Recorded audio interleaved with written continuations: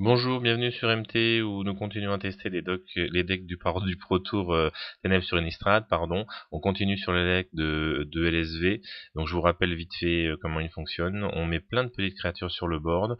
On va essayer de sacrifier à la carapace de Nantuko en ayant sur la table un Zulapor Kutrot qui est notre nouveau draineur. Donc l'adversaire perdra un point de vie, on gagnera un point de vie. Bref, on va l'agresser, on va essayer de le finir à la distance en le drainant. En face, c'est un petit deck qui est l'une des premières listes à jouer avec l'horreur pris dans la glace. Hein. Une petite carte, une grosse carte en début d'AP dont tout le monde parlait. Finalement, on n'avait pas trop trouvé de credo en standard. Et ben voilà, le deck il est là, hein. Un deck rouge-bleu, qui est un deck qui est très très rapide et notamment avec des petites cartes qui ressortent comme celle-là. Et sur le tour qui va arriver, là, vous allez voir un enchantement, Favorite Vision. Alors bon, c'est un enchantement, moi j'avais en AP dans ma pochette que j'ai pas ouverte. Et voilà, il est là. Alors qu'est-ce qu'il nous fait cet enchantement?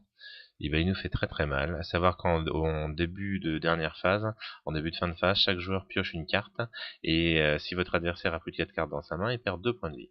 Donc effectivement, on en prend de tous les côtés. Euh, Là, lui, il est bien en place avec son horreur pris dans la glace et sa volante prowess. Il va pouvoir jouer toutes les instantes et tous les rituels qu'il veut, enlever un jeton, en même temps que gonfler sa petite bébête qui vole. Nous, on a été un peu à la ramasse parce qu'il nous a demandé un noir.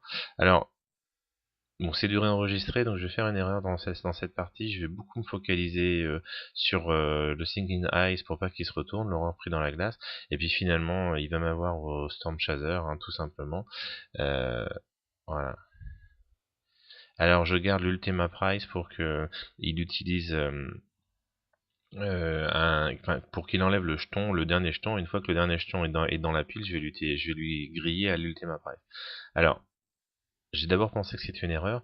Alors, on va voir, on va faire la phase de jeu ensemble. Donc là, je perds 4, je bouge pas, hein, tant pis pour moi.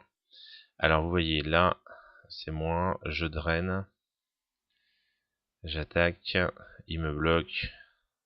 J'ai pas encore drainé, je te raconte n'importe quoi, j'ai pas de carapace de n'importe quoi. Donc voilà, là, il remplit la pile.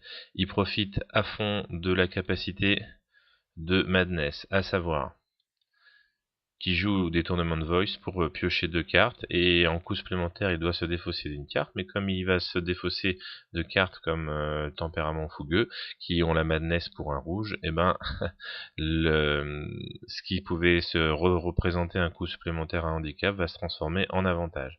Donc là, la capacité de l'horreur dans la glace et dans la pile, j'attends pas qu'il se retourne, je le sors avec l'Ultimate Price. Seul et unique souci, c'est que je suis à 5.